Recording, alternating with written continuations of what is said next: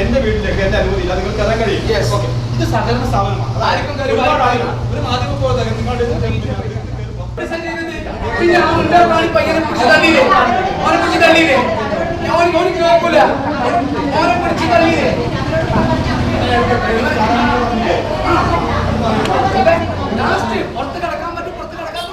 Irikkur service സഹകരണ ബാങ്കിൽ നടന്ന കോടിക്കണക്കിന് രൂപയുടെ സാമ്പത്തിക ക്രമക്കേടുകളെ തുടർന്ന് നിക്ഷേപകർ ബാങ്കിലെത്തി പ്രതിഷേധിച്ചു.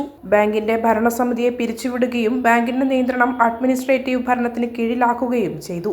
എന്നാൽ ഭരണമാറ്റം ഉണ്ടായിട്ടും നിക്ഷേപകരുടെ ദുരിതം തുടരുകയാണ്. 2020-21 സാമ്പത്തിക വർഷങ്ങളിലെ ക്രമക്കേടുകൾ ഓഡിറ്റ് റിപ്പോർട്ടിൽ സ്ഥിരീകരിച്ചതോടെയാണ് മുൻ ഭരണസമിതിക്കെതിരെ നടപടിയുണ്ടായത്. ഗുരുതരമായ സാമ്പത്തിക ക്രമക്കേടുകൾ കാരണം ഭരണസമിതിയെ പിരിച്ചുവിടുകയും ബാങ്കിനെ അഡ്മിനിസ്ട്രേറ്റീവ് ഭരണത്തിന് കീഴിലാക്കുകയും ചെയ്തു. ബാങ്കിന്റെ ഭരണം അഡ്മിനിസ്ട്രേറ്റർ ഏറ്റെടുത്തെങ്കിലും നിക്ഷേപകരുടെ പണം തിരികെ നൽകുന്നതിനോ പ്രശ്നങ്ങൾ പരിഹരിക്കുന്നതിനോ യാതൊരുവിധ നടപടിയും ഉണ്ടായിട്ടില്ലെന്നാണ് നിക്ഷേപകർ പറയുന്നത്. പണം തിരികെ നൽകാമെന്ന് പറഞ്ഞ് നിക്ഷേപകരെ വിളിച്ചുവരുത്തി അഡ്മിനിസ്ട്രേറ്റീവ് ഉദ്യോഗസ്ഥൻ കബളിപ്പിച്ചതായും നിക്ഷേപകർ ആരോപിക്കുന്നു. ബാങ്കിന്റെ ക്രമക്കേടുകൾ റിപ്പോർട്ട് ചെയ്യാനെത്തിയ ഏജന്റ് ചാനൽ റിപ്പോർട്ടർക്ക് നേരെയും ബാങ്ക് അധികൃതർ ഭീഷണി മുഴക്കി. രോഗികൾ, ഭർത്താവ് നഷ്ടപ്പെട്ടവർ, അടച്ചുറപ്പില്ലാത്ത വീട് പുനർനിർമ്മിക്കാൻ പണം കിട്ടാതെ കഷ്ടപ്പെടുന്ന വിധവ എന്നിവരുൾപ്പെടെയുള്ള നിക്ഷേപകരാണ് ഇപ്പോൾ പ്രതിസന്ധിയിലായിട്ടുള്ളത്. വർഷങ്ങളായി തങ്ങളുടെ നിക്ഷേപം തിരികെ ലഭിക്കാൻ ബാങ്കിൽ കയറിയിറങ്ങുന്ന അവസ്ഥയാണ് പലർക്കും. ബാങ്കിന്റെ ക്രമക്കേടുകൾക്ക് ഉത്തരവാദികളായവർക്കെതിരെയും നിക്ഷേപകരെ അവഹേളിക്കുന്ന നിലവിലെ അഡ്മിനിസ്ട്രേറ്റീവ് ഉദ്യോഗസ്ഥർക്കെതിരെയും അടിയന്തര നിയമ നടപടിയും സമഗ്രമായ അന്വേഷണവും ആവശ്യപ്പെട്ടാണ് നിക്ഷേപകർ ശക്തമായ പ്രതിഷേധം രേഖപ്പെടുത്തിയത്. അപ്പോൾ നമ്മൾ ഇരിക്കൂർ സർവീസ് സഹകരണ ബാങ്കിൽ നിന്ന് നിക്ഷേപകരാണ് ഇടയിരുന്നിട്ടുള്ളത്.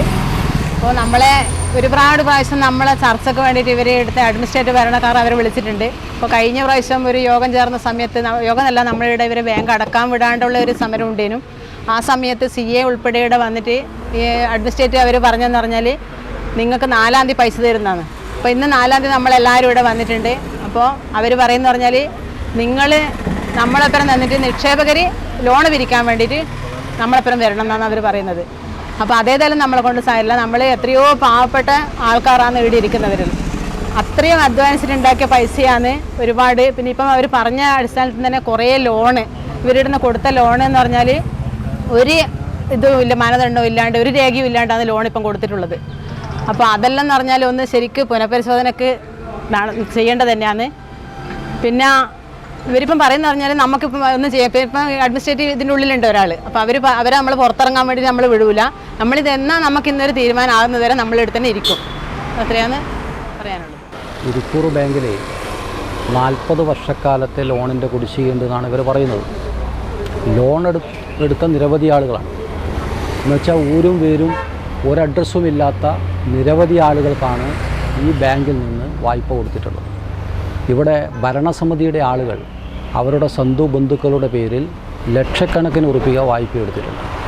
ഈ വായ്പകളൊന്നും തിരിച്ചടക്കാതെ നിക്ഷേപകരുടെ നിക്ഷേപം തിരിച്ചു കൊടുക്കാതെ ഈ നാട്ടിലെ നിക്ഷേപിച്ചിട്ടുള്ള ആളുകൾക്ക് നിക്ഷേപം നഷ്ടപ്പെടുമ്പോൾ അവരുടെ പ്രയാസങ്ങളാണ് ഇന്നിവിടെ പങ്കുവച്ചിട്ടുള്ളത്. അപ്പോൾ തീർച്ചയായിട്ടും നിക്ഷേപകർക്ക് നിക്ഷേപം തിരിച്ചു കൊടുക്കാൻ നടപടി ഉണ്ടാവണം. നിയമങ്ങളൊന്നും പാലിക്കാതെയാണ് ഇവിടെ നിക്ഷേപം സ്വീകരിച്ചിട്ടുള്ളത്. നിക്ഷേപകർക്ക് നിക്ഷേപിക്കുമ്പോൾ സ്വാഭാവികമായി ഗ്യാരണ്ടി ഫണ്ടിനകത്ത് പണം നിക്ഷേപിക്കേണ്ടതാണ്. അവർക്ക് ഇൻഷുറൻസ് പരിരക്ഷയില്ലയാണ്. പക്ഷേ ബാങ്ക് ഭരണസമിതിയോ അതിൻ്റെ ജീവനക്കാരോ ഈ നിക്ഷേപകർക്ക് ലഭ്യമാവേണ്ടുന്ന ഒരു പരിരക്ഷയും നൽകാതെയാണ് നിക്ഷേപം സ്വീകരിച്ചത്. അപ്പോൾ കുറ്റകരമായ അനാസ്ഥയാണ് ബാങ്കിൻ്റെ ജീവനക്കാരുടെ ഭാഗത്തുള്ളത്, അതുപോലെ തന്നെ ഭരണസമിതിയുടെ ഭാഗത്തുള്ളത്. അതിന് നേതൃത്വം കൊടുക്കുന്ന ആളുകൾ തന്നെ നിരവധി ആളുകളുടെ പേരിൽ വായ്പ തെറ്റായ രീതിയിൽ എഴുതി എടുക്കുകയാണ് ചെയ്തിട്ടുള്ളത്. യഥാർത്ഥത്തിൽ ഒരു 5-6 വായ്പകളിൽ ഈ ഭൂമിയിൽ ജനിക്കാത്ത ആളെ പേരിൽ വായ്പയുണ്ടെന്നാണ് ഞാൻ മനസ്സിലാക്കുന്നത്. അങ്ങനെ തെറ്റായ ഒരുപാട് വായ്പകൾ ഇവിടെയുണ്ട്.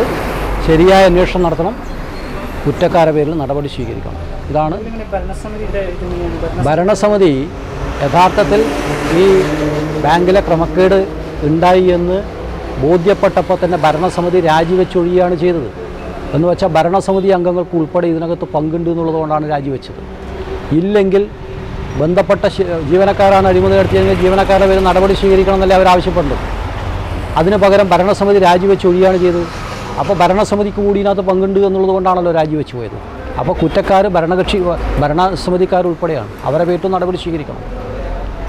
കേസിൻ്റെ നിലവിലുള്ള കേസ് അഡ്മിനിസ്ട്രേറ്റീവ് കമ്മിറ്റി ഒരു കേസ് ഫയൽ ചെയ്ത് കൊടുത്തിട്ടുണ്ട് പോലീസിൽ. FIR ഇട്ട് അന്വേഷണം നടത്തി വരുന്നുണ്ട്. ഡിപ്പാർട്ട്മെൻറ്റ് അന്വേഷണം നടത്തി വരുന്നുണ്ട്. പക്ഷേ അന്വേഷണം നടത്തി തീരുമാനമാകുന്നത് വരെ ഈ നിക്ഷേപകർ എന്ത് ചെയ്യണം? നിക്ഷേപകർക്ക് ചെറിയ ഇപ്പം നേരത്തെ ഒരു സ്ത്രീ വന്നിട്ട് കിടപ്പിലായ രോഗിക്ക് മരുന്ന് മേടിക്കാൻ കാശില്ലെന്നാണ് പറഞ്ഞത്. ആത്മഹത്യയുടെ വക്കിലാണ് പല നിക്ഷേപകരും. വലിയ തുകയല്ല, വലിയ തുക നിക്ഷേപിക്കപ്പെട്ടവരല്ല ഇവിടെയുള്ളത്, പാവപ്പെട്ടവരാണ്. കുടുംബശ്രീയിലെ പാവപ്പെട്ട സ്ത്രീകളാണ് ഭൂരിപക്ഷം ആളുകളുള്ളത്. അപ്പോൾ അവരുടെ പണമാണ് നഷ്ടപ്പെട്ടിട്ടുള്ളത്. നിലവിൽ ഭരണസമിതി രാജിവെച്ച് പോയതിന് ശേഷം അഡ്മിനിസ്ട്രേറ്റീവ് കമ്മിറ്റിക്ക് നമുക്കൊന്നും ചെയ്യാൻ വേണ്ടി പറ്റുന്നില്ല. ഇന്നിപ്പോൾ രാവിലെ ഒരു യോഗം വിളിച്ചു. അഡ്മിനിസ്ട്രേറ്റീവ് കമ്മിറ്റി മുൻകൈ എടുത്തുകൊണ്ട് ഈ നാട്ടിലെ മുഖ്യധാര രാഷ്ട്രീയ പാർട്ടികളെല്ലാം വിളിച്ചിട്ടാണ് യോഗം വിളിച്ചത്. പക്ഷേ ഈ ബാങ്കിന് ഭരണസമിതിക്ക് നേതൃത്വം കൊടുക്കുന്ന രാഷ്ട്രീയ പാർട്ടി ഒരാളും ആ യോഗത്തിനകത്ത് വന്നില്ല. അപ്പോൾ അവർ ഇതിനകത്ത് അഴിമതി നടത്തി എന്നുള്ളത് പ്രത്യക്ഷമായ ഉദാഹരണമാണ്.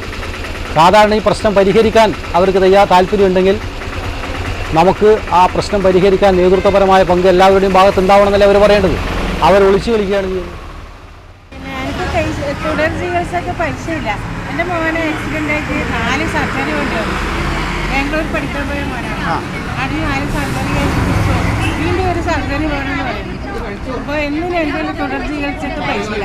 ഇവർക്ക് മാസം ഒരു 30,000 വരുന്നു. ഭർത്താവാണത്? ആൻജിയോപ്ലാസ്റ്റി ചെയ്തിട്ട് കിഡ്നിക്ക് എല്ലാം ബാധിച്ച് ഒരുപാട് ഗുളിക വേണം. ഒന്നിനും മരുന്നിന് പൈസ കൊടുത്താൽ തരുന്നില്ല. വന്നാലാണെങ്കിൽ രാവിലെ മുതൽ വൈകുന്നേരം വരെ ആരെങ്കിലും ലോൺ അടക്കാൻ പറ്റുന്നവർ നോക്കി നിൽക്കുക. അപ്പോൾ എനിക്ക് വീട്ടിൽ ഭക്ഷണം ഉണ്ടാക്കി കൊടുക്കാനോ പേഷ്യൻറ്റിനെ നോക്കാനോ സാധിക്കുന്നില്ല. രാവിലെ മുതൽ വൈകുന്നേരം വരെ തുടർ ചികിത്സക്ക് പൈസയില്ലാണ്ട് മോന് ദേവി മെമ്മോറിയലിൽ നിന്ന് 4 സർജറിയിൽ കോഴിക്കോട് കാർഡിയോളജി സെൻ്ററിൽ നിന്ന് മെട്രോ